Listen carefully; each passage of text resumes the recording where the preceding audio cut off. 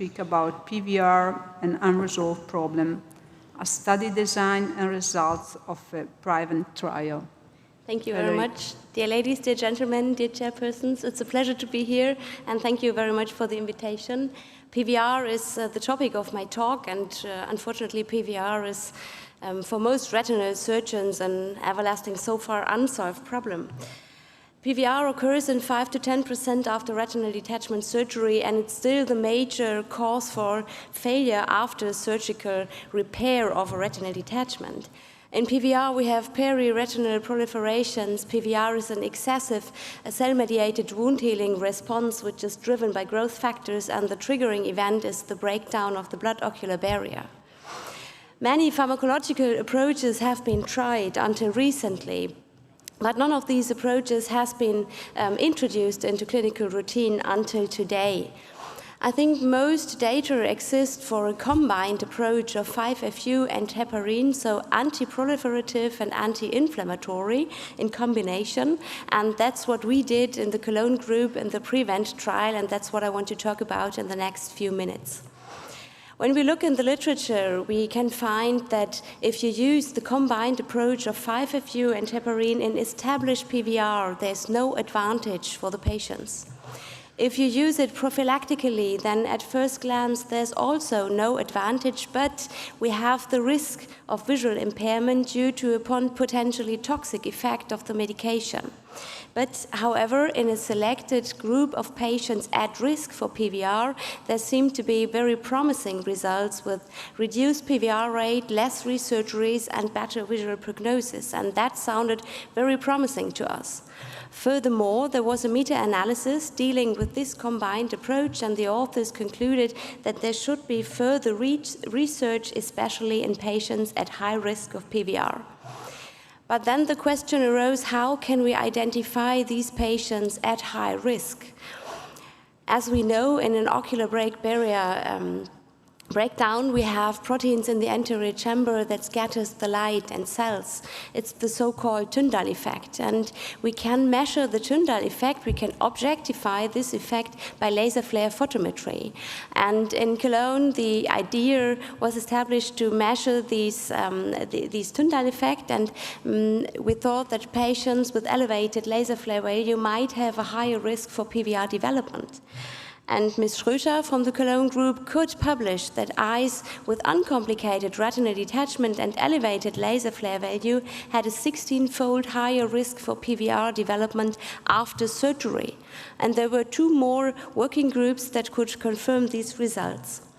So in the search of the solution for the PVR problem, and according to the recommendations of the meta-analysis I just cited, the PRIVENT trial was planned and conducted in Cologne. The rationale of the trial was the reduction of the incidence of PVR by adjuvant therapy with 5-FU and heparin intravitreally applied in high-risk eyes for PVR. The study was placebo-controlled and randomized 50-50, so we had one arm that received 5-FU and heparin and one arm that received BSS as placebo. The study was a multi-center trial in 13 trial sites in Germany, and it was double-blind. The main inclusion criterion was retinal detachment with elevated laser flare value, and the primary endpoint was PVR development in between 12 weeks after surgery. Of course, we had further endpoints like visual acuity, number of resurgery, extent of surgery, and safety issues. Here you can see the course of the trial.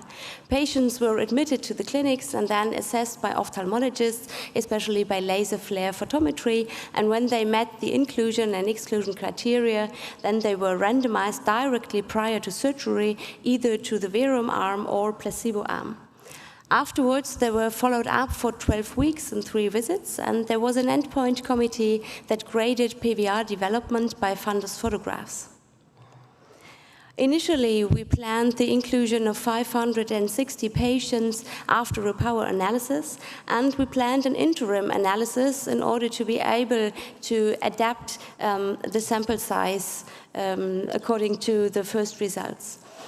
Unfortunately, the sample size, unfortunately, the interim analysis showed that there was no benefit for the trial patients that received the trial medication, that received 5-FU and heparin in comparison to the placebo group, and therefore we early terminated the trial.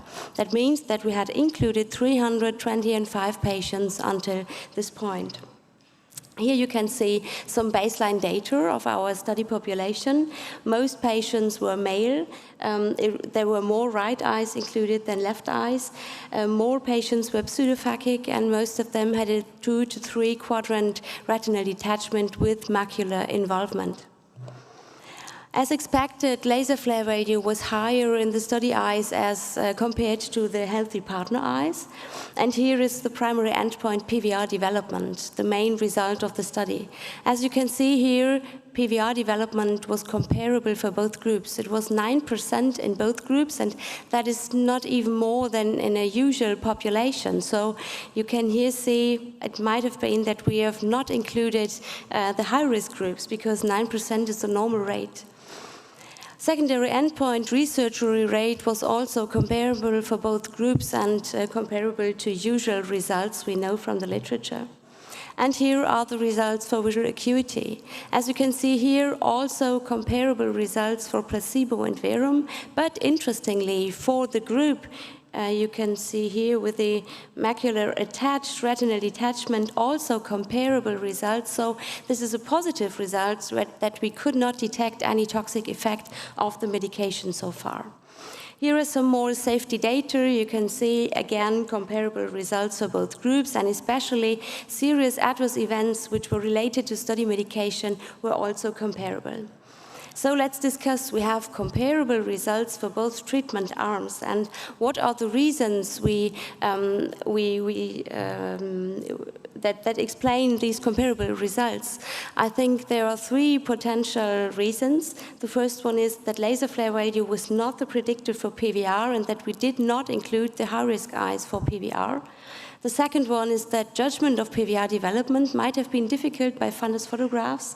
And the third one is maybe medication was ineffective, dose too low, or duration of the treatment was too low. But I think the main reason is that we could not predict the high-risk eyes for PVR by laser flare photometry. And that leads us to the fact that we need to start from the beginning. We need to reconsider our knowledge about laser flare photometry and the Tyndall effect. So if the tyndallometry is not a predictor for PVR, then we have to think about what are the influencing factors of laser flare photometry. And after the PRIVENT results, we conducted several more trials just to get to know more about these influencing factors. And up to today, we could identify 6 more influencing factors named age, gender, lens status, presence of retinal detachment, extent of retinal detachment, and symptom duration. Presumably, there are more factors that influence ocular barrier disruption and the flare values, and this might be a possible explanation why it has not yet been possible to set a cutoff value for patients at risk of PVR. And you can see at the end of my talk, we are still in the beginning of the search of the solution for the PVR problem, but I think it's very important to publish and to talk about such negative results as were yielded in the PRIVENT study, because we can all learn from these results. And now I want to thank you for your attention and especially for your interest in our work, and I'm happy to answer your questions.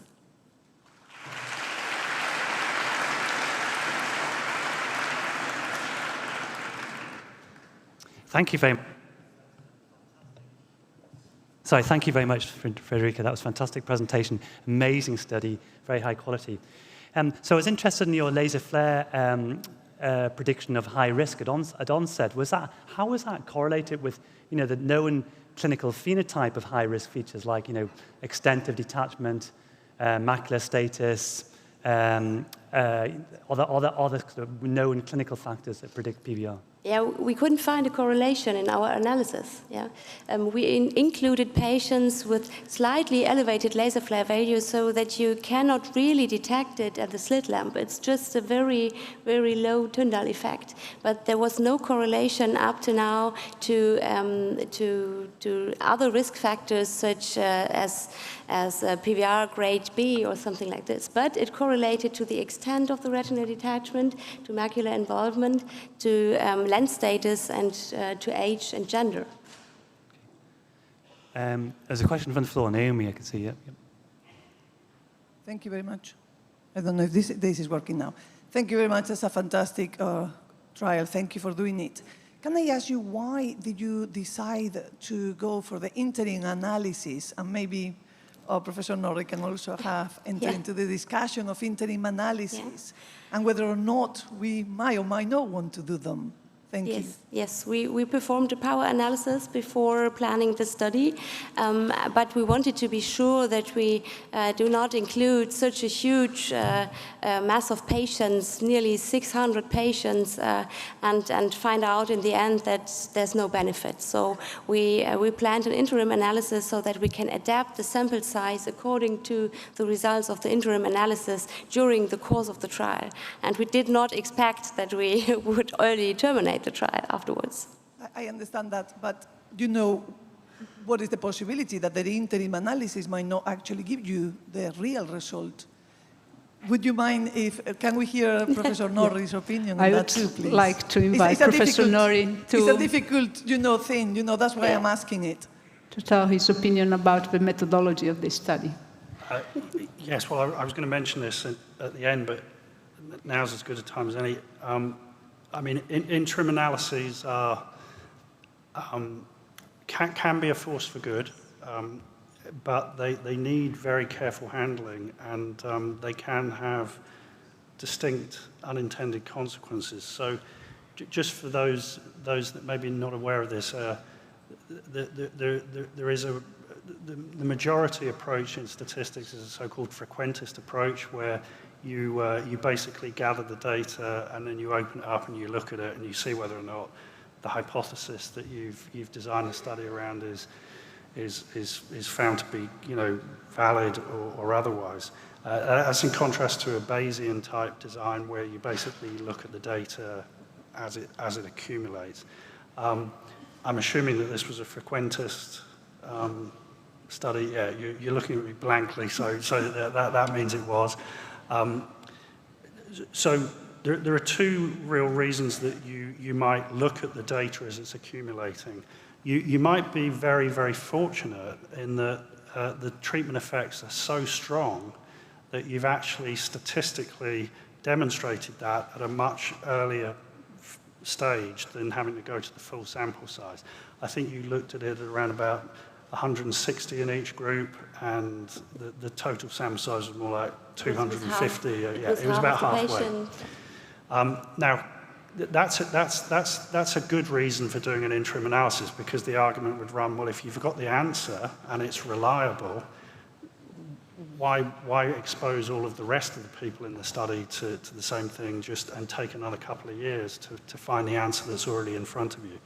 Unfortunately, at the same time, and bear in mind, in this particular trial, they were looking at the interim analysis with a view to re-estimating the sample size, which is, again, I believe, although not all of my colleagues would agree with me, is a good reason for doing an interim analysis. But unfortunately, they're used for another purpose, which is if you don't get a strong enough signal at half time, then you close the study down. And this is on the slightly nebulous basis that the experience in the second half of the study would have to be so profoundly much better that when you actually got to the final analysis and you put the two halves together, this lack of an effect in the first half and this absolutely massive effect in the second half would integrate and average to a large effect. That is the philosophical basis of what you're doing. And of course, if you've already observed no effect, the chances of getting a massive effect in the second half, you have to be skeptical about that. and therefore people stop these studies for futility, so-called futility. But if you look at what you got an odds ratio of 0.9, but the 95% confidence interval for that odds ratio is between 0.5 and 2. So you've gone to all of the problems of getting this trial together, and then you've kind of pulled the rug from under it at half-time. And we're kind of, in a dismissive way, we're kind of none the wiser, because we haven't been able to rule out significant harm, and we haven't been able to rule out significant benefit. So this is the kind of the darker side of interim analyses, that you end up with, and I think you used the phrase a negative study, you know, and it is a negative study, but not in the sense it had a bad outcome. It's a negative study in the sense it wasn't big enough to actually rule out big effects in either direction. So it's a kind of a missed opportunity. And bear in mind, it's made it really, really difficult for somebody to come in and redo that study, because you've now had a study properly configured, well-designed, that's come to an end.